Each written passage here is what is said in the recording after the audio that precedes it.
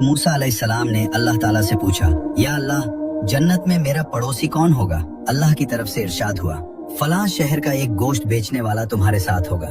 حضرت موسیٰ علیہ السلام یہ سن کر بہت حیران ہوئے کہ ایک پیغمبر کا ساتھی ایک معمولی قصائی کیسے ہو سکتا ہے۔ آپ اسی جستجو میں اس قصائی کی تلاش میں نکل پڑے۔ وہاں جا کر دیکھا تو وہ شخص اپنی دکان پر گوشت بیچنے میں مصروف تھا۔ حضرت موسیٰ علیہ السلام اس کے پاس بیٹھ گئے۔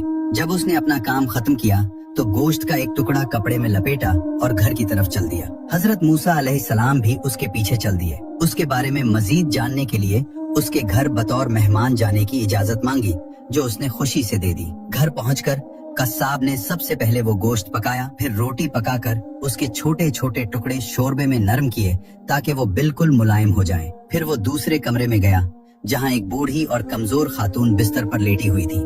وہ اتنی کمزور تھیں کہ خود سے ہل جل بھی نہیں سکتی تھی۔ قصاب نے بڑے پیار سے انہیں سہارا دے کر اٹھایا اور اپنے ہاتھوں سے ایک ایک لقمہ ان کے منہ میں ڈالنے لگا۔ وہ تب تک نہیں ہٹا جب تک ماں کا پیٹ نہیں بھر گیا۔ پھر اس نے ماں کا منہ صاف کیا اور انہیں واپس لٹا دیا۔ اس وقت بوڑھی ماں نے قصاب کے کان میں کچھ کہا، جسے سن کر قصاب مسکرا دیا اور کمرے سے باہر آ گیا۔